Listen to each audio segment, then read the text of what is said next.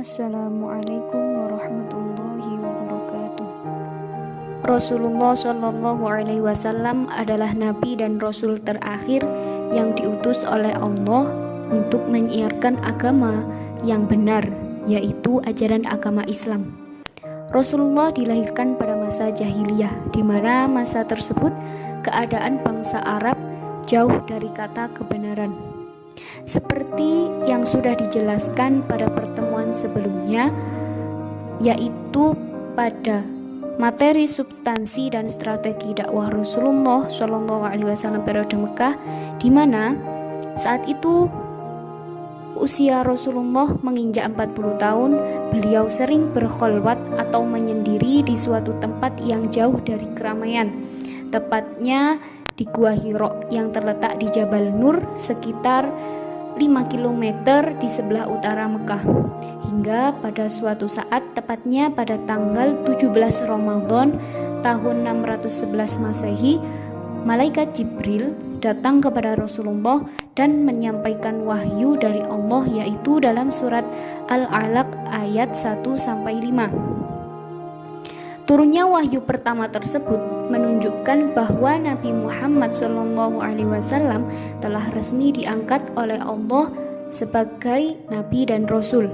Setelah itu turunlah wahyu yang kedua, yakni surat Al-Mudaththir ayat 1-7. Dan setelah turunnya wahyu yang kedua ini, hati Rasulullah menjadi semakin mantap dan yakin untuk menyampaikan risalah. Lalu mulailah beliau berdakwah secara diam-diam yang dilakukan di lingkungan keluarga beliau. Dakwah secara sembunyi-sembunyi ini berlangsung selama 3-4 tahun. Setelah itu turunlah wahyu surat Al-Hijr ayat 94, yang kemudian Rasulullah mulai berdakwah secara terang-terangan. Dan peristiwa penting apa saja yang terdapat dalam dakwah Rasulullah periode Mekah? Nah, pada pertemuan kali ini kita akan membahas tentang peristiwa-peristiwa penting dalam dakwah Rasulullah periode Mekah. Terdapat 4 peristiwa penting dalam dakwah Rasulullah periode Mekah. Yang pertama yaitu hijrah ke Habasyah. Yang kedua, Amul Huzni. Yang ketiga, Isra Mi'raj. Dan yang terakhir yaitu hijrah ke Yasrib. Peristiwa penting yang pertama yaitu hijrah ke Habasyah. Saat ini, Habasyah dikenal dengan negara Ethiopia, negara yang terletak di benua Afrika bagian timur. Rasulullah mengutus kaum muslimin untuk hijrah ke Habasyah karena kaum kafir Quraisy tak berhenti mengganggu dan menyiksa kaum muslimin, sehingga mereka menjadi sangat menderita. Sehingga pada tahun 615 Masehi atau tahun ke-5 kenabian, kaum muslimin berangkat ke Habasyah.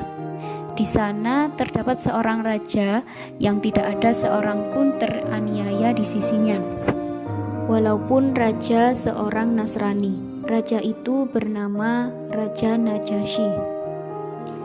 Hijrah ke Habasyah dilakukan kaum muslimin dalam 2 golongan. Golongan pertama dipimpin oleh Utsman bin Affan, berjumlah sekitar 15 orang yang terdiri dari 11 laki-laki dan 4 wanita. Kemudian disusul golongan yang kedua yang dipimpin oleh Ja'far bin Abi Thalib yang berjumlah hampir 100 orang. Perlakuan Raja Najasyi terhadap umat Islam tersebut membuat kaum Quraisy sakit hati. Sehingga diutuslah 2 orang, yaitu Abdullah bin Abi Rabi'ah dan Amr bin As, untuk memberikan hadiah kepada raja dan memintanya agar menyerahkan kaum muslimin. Mereka berkata, "Wahai raja, mereka telah pergi dari negeriku dan datang ke negerimu. Mereka orang-orang yang bodoh. Mereka telah melepaskan agama nenek moyang kami dan masuk agama baru yang kami dan kamu tidak mengetahuinya.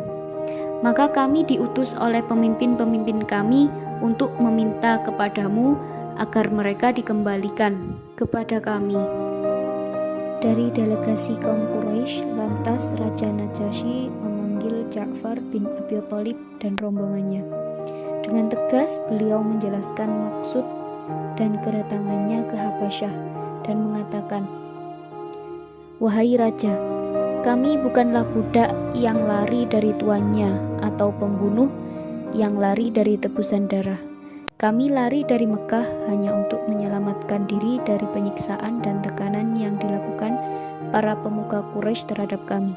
Kami dianggap layak mendapatkan perlakuan buruk karena telah menyembah Tuhan yang esa dan menolak sujud kepada berhala." Dan penjelasan Ja'far bin Abi Thalib berhasil mematahkan makar utusan Quraisy, sehingga Raja Najasyi memerintahkan untuk mengembalikan semua hadiah yang dikirim kaum kafir Quraisy kepada beliau dan mengizinkan kaum muhajirin untuk tinggal di negerinya dengan aman dan damai.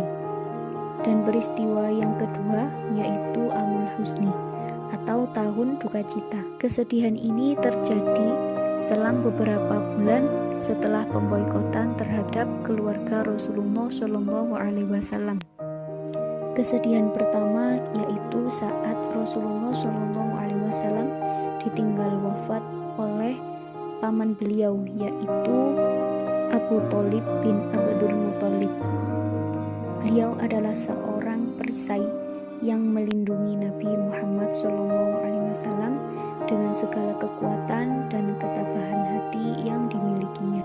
Saat itu ketika sakit keras sehingga tidak bisa beranjak dari tempat tidur, beliau memanggil semua warga Bani Abdul Muthalib dan mengatakan, "Sesungguhnya kamu sekalian akan dalam keadaan baik selagi kalian mendengarkan perkataan Muhammad dan mengikuti perintahnya. Karena itu, ikutilah dia dan percayailah dia, niscaya akan selamat."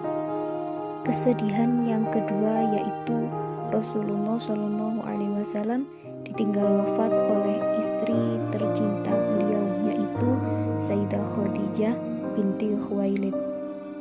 Beliau wafat pada usia 65 tahun. Sayyidah Khadijah merupakan seorang istri yang setia. Beliau juga termasuk dari as-sabiqunal awwalun atau orang-orang yang pertama kali masuk Islam. Beliau juga menyokong perjuangan dakwah Islamiyah dengan segenap jiwa, raga, dan harta. Nah, itulah mengapa tahun tersebut dinamakan dengan Amul Husni atau tahun kesedihan, karena kedua orang yang sangat dicintai oleh Rasulullah SAW wafat, dan setelah itu pun kaum kafir Quraisy semakin gencar melancarkan gangguan kepada Rasulullah SAW. Dan kesimpulan pada pertemuan kali ini yaitu terdapat 4 peristiwa penting dalam dakwah Rasulullah di periode Mekah ini.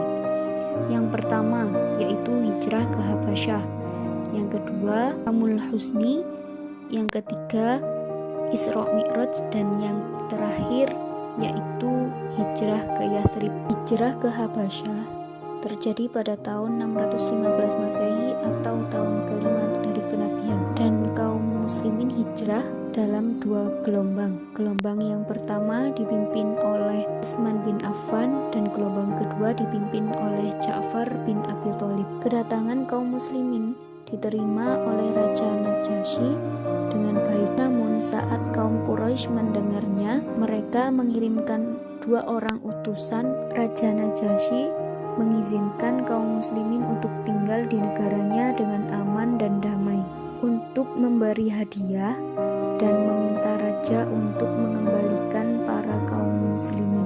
Namun itu semua gagal. Dan peristiwa penting yang kedua yaitu Amul Husni atau tahun kesedihan, di mana kedua orang yang dicintai oleh Rasulullah wafat pada tahun itu, yaitu pamannya Abu Thalib dan istri tercinta Sayyidah Khadijah binti Khuwailid. Dan untuk penjelasan materi tentang Isra Mi'raj dan hijrah Nabi ke Yathrib akan kita lanjutkan di pertemuan selanjutnya. Wassalamualaikum warahmatullahi wabarakatuh.